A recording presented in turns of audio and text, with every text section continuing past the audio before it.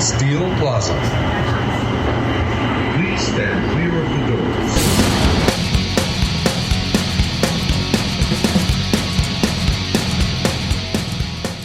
You are listening to Darkest Corners of the World, where we feature independent artists from all over the globe. Thanks for tuning in and telling a friend about the show. And as always, we thank you for sending in your donations to help keep this pirate ship afloat and the lights on. I am pleased to announce that you can find all of our shows and the links that you need now from thewireriots.com. One single place. Just go right there. You get it all. Head over there. You can find t-shirts, the merch, the podcast, and most importantly, the donate to the show link that makes this all possible. There is no minimum amount, and just like the guy holding the sign in front of your local liquor store, anything helps, and God bless. Joining us today on the show from my hometown of Pittsburgh, Pennsylvania, Sean and Jess from the Molecule Party. Guys, what's going on? What's going on? Hey, what's up, man? Greetings from the Molecule Party. Hi, thank you for having us. Thank you. Thanks for being on the show. Thanks for supporting the pirate ship, guys. And I thought today we'd talk a little bit about the struggles that independent artists have, their expectations versus reality and what actually happens. And I know that you guys had some things in mind. Did you guys want to kick it off, or did you want to punt the ball to me? Well, I mean, like, as far as expectations versus reality for the Molecule Party, I mean, we have an album out called Floor, which is a killer classic album. And I remember getting their prints out for the amount of listens it had. And initially I was rubbing my fingers together thinking that I was going to get, like, hardcore paid, because there were, like, pages and pages and pages of it. But it's mostly streams.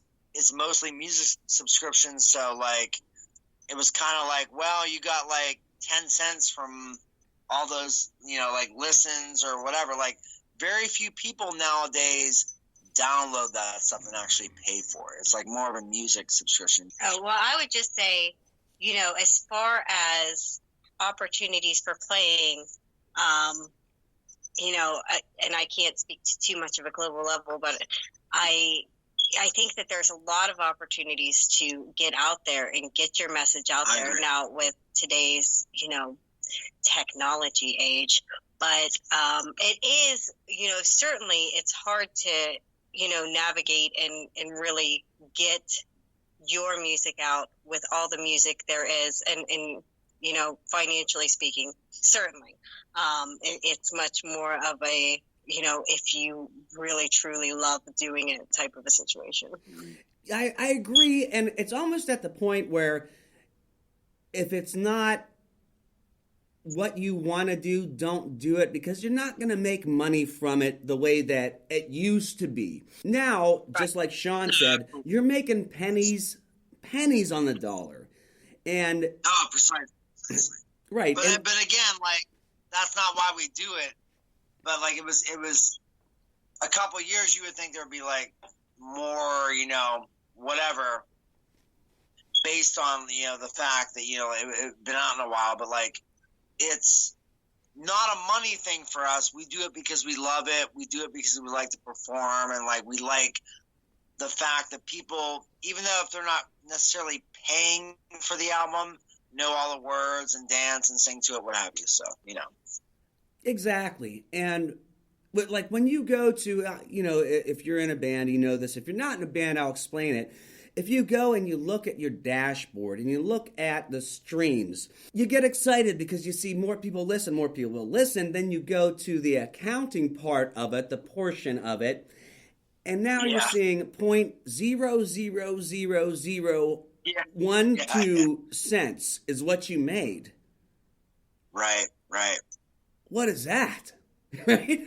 Yeah, I mean, listen, I mean, it's slightly disheartening, but on a local level, when you have many people coming to your shows, many people buying, like, Jessica and I just decided a long time ago that we weren't necessarily going to make a lot of money selling the music per se.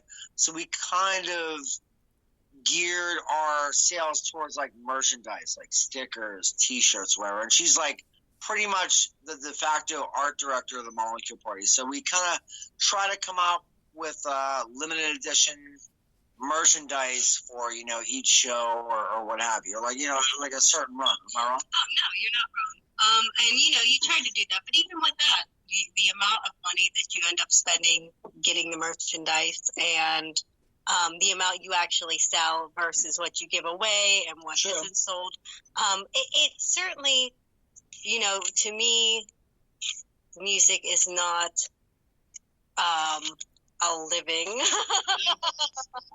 but it is something that, you know, it's great because in today's day and age, you do have those financial, you know, situations where you're not going to necessarily see revenue from songs because they're not something that's purchased. But you have so many outlets and there are so many audiences and so many niche, like you can make your own little clique with really anything you have, which is what's so amazing. You know, anyone who has creativity and has a message and wants to really, you know, make that something tangible, there is an audience for it, and that's what's really cool. I agree with that 100%, and I want to say on top of that, if you ever, anybody that's listening, has ever thought to write a song and thought, well, that's not so good, I'm not going to put it out there, put it out there, because there's going to be one person that song that you wrote is going to mean so much to, and they're going to interpret it in their own way that it's going to change their life for the better. And I agree with that wholeheartedly. I do, and that's exactly what is so exciting about music to me, is that not only is it something that's so much fun, you know, it's such a break from the reality from every day, and you make so many wonderful connections, so many friends, and you know, at least in this area, there's so many people that are willing to collaborate, different, you know, absolutely, different genres, different venues, and there's so much opportunity to really meet a lot of amazing people, and no matter what you're doing, you really can get somebody excited, and that's the best feeling.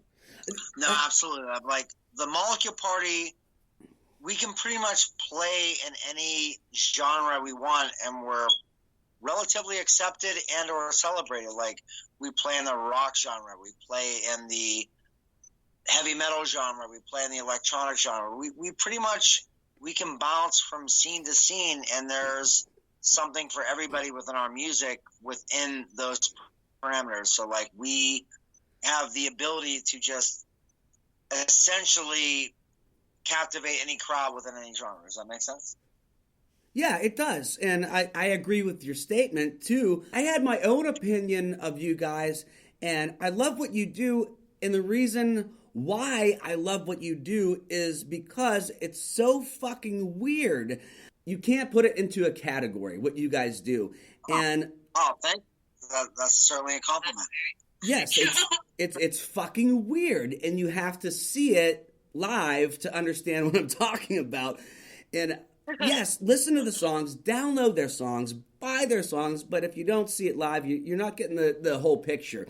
That's what I like. I like stuff like that, just unclassifiable stuff. And we're in the same boat with the Wire Riots. I mean, I've had so many lineup changes over the years.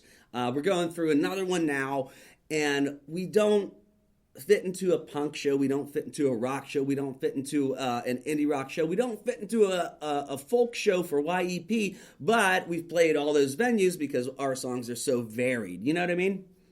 Right. Mm-hmm. Oh, absolutely. That's what makes you guys so cool, is that you do have such a variation of songs, and it's like there's something that appeals to everybody. I have been called the Brian Wilson of indie rock, which I think is a nice thing. So. Sure. We were jamming your shit earlier, and it's killer, yet it's all over the place, and like it's really, really, really awesome. And Like especially like what was that song? The hell burnt in hell, the hole burnt in hell. Burn a hole in hell. Yeah. I'm like, we listened to that a couple of times. I'm like, holy shit! Like that's punk rock, yet it's folk, yet it's like bizarrely like bluegrass. Like it's a really cool fucking song. Absolutely, man. But it's not about me. It's about the show. And we're going to talk about a band coming up right now. And up first, we are going to hear from Mashhad, Iran. This is Vaspooher with Evil March.